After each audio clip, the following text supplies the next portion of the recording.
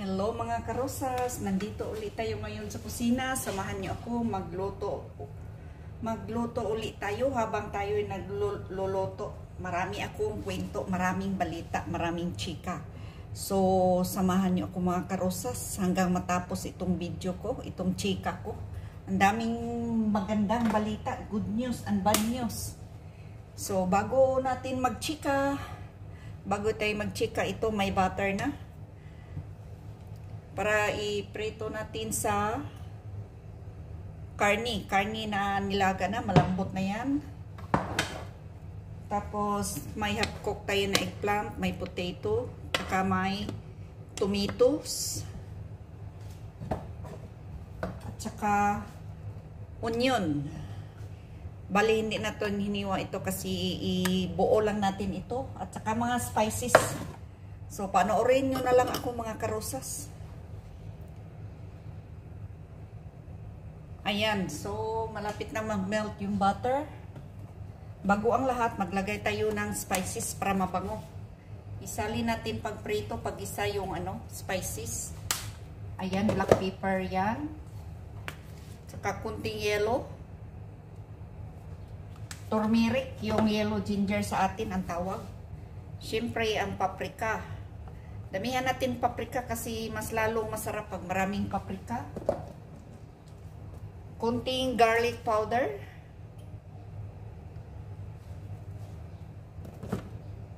Saka lagyan natin ng kunting black lemon powder. Kunti lang kasi mag-itim-itim yung karne. Ayan.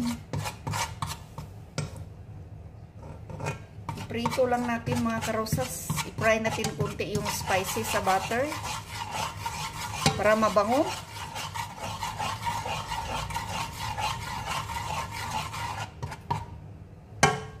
Saka unahin natin paglagay yung onion.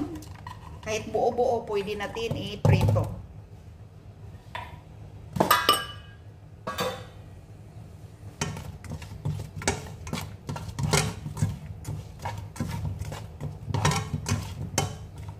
Para maluto siya. Siyempre, hindi kalimutan ang kunting bay leaves. Hatiin lang natin. So, konti lang kasi paglaga ko kanina, may bay leaves na yan. At saka nakahanda na yung tomato paste.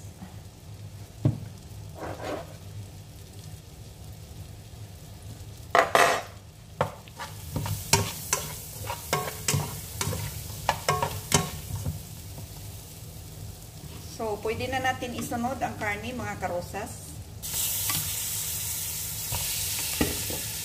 So, may kunting sabaw ito sa paglaga kanina kasi kailangan natin ito mamaya. So, ang luto ito parang mechado. Dry na luto. Mechado ba ang tawag dyan? Hindi ko nga alam. Natuto na lang ako magluto dito sa Pilipinas. Pag alis ko, hindi ko marunong magluto. Pagdating dito, naluto na lang ako. Oh, naluto, sorry, natuto na lang ako. Ayan. Igisa natin kunti.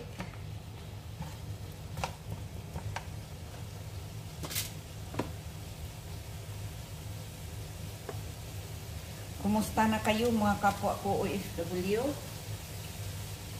Medyo maganda ng weather ngayon, hindi na imperno. Pwede na walang AC. Saka sa umaga, ang ganda na ng panahon. Medyo malamig na kunti. Pero sa ngayon na oras, mainit pa pero hindi na gaano. Kaya na maglakad kahit walang payong. Ayan. So dito sa kabila, may tayo, may pinakulo na tubig para sa kanin natin. White rice. Saka ilagay na natin ang tomato paste para masali sa pagisa. Kunti lang tomato paste mga karosas. Kasi pangit pag sobrang dami.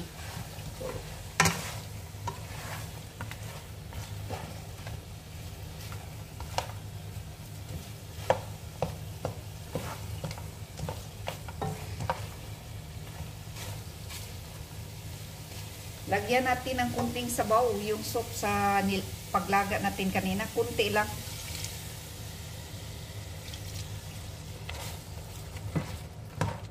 Siyempre, huwag kalimutan ang asin.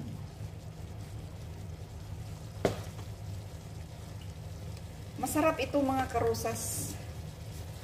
Tawag dito sa Arabic is nashib.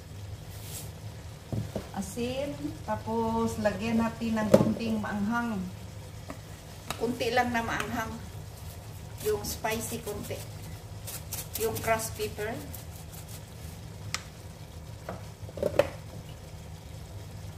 Siyempre, isunod na natin ang kamatis. Importante, malambot yung kamatis. Maya kunti, isunod natin ang patatas. Ang patatas kasi is bali half cook na yan. So, kunti na lang ang kulang.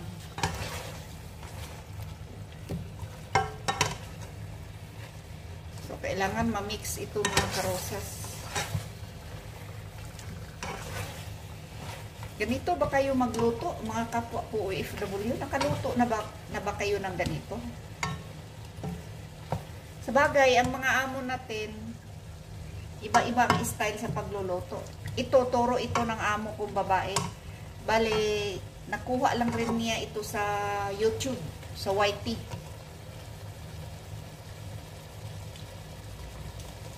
Tsaka isunod na natin ang patatas. Itong talong, mamaya na ito ang talong kasi sobrang malambot ang talong, malanta lang ito. So, sa mahinang apoy, bale, lumambot lang yung kamatis at saka patatas. Ang talong, bale, pinaka-huli na yan. So, dagdagan natin ng kunting sabaw kasi mag-dry pa ito.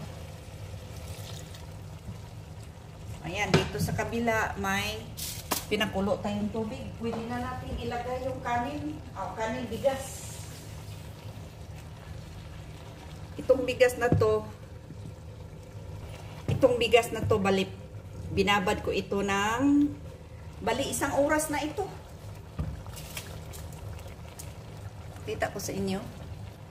Ayan.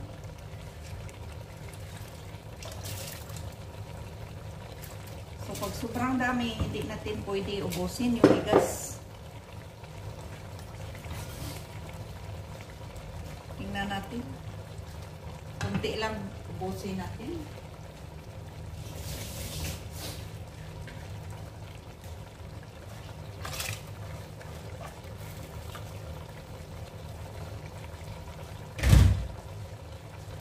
Ayan, dagdagan natin ng kunting asin yung luto natin. Kanin, kasi pangit ang kanin pag walang asin. Sa atin, nasanay tayo sa Pilipinas pag walang asin. Dito, hindi pwede pag walang asin. Para sa kanila, walang lasa.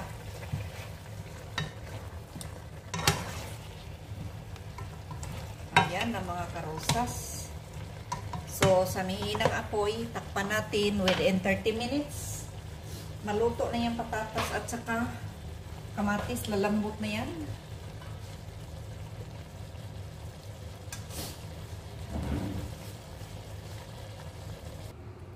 At saka may nakababad tayo na gulay para pang salad ito. Saka mayroon pa ito, malinis na. Lagi tayong kumakain ng preskong gulay para healthy tayo lagi. Ayan, ito na. Ang mga gulay, preskong gulay, kailangan natin kumain.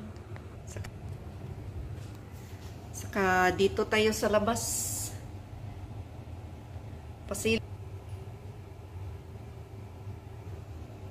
Ayan, dito tayo ngayon sa labas. Sa loob. Patingtingin na lang tayo sa labas kasi bilanggo ako ngayon. Ayan, yung may mga bakal na harang sa bintana kasi bilanggo ako ngayon. Ayan.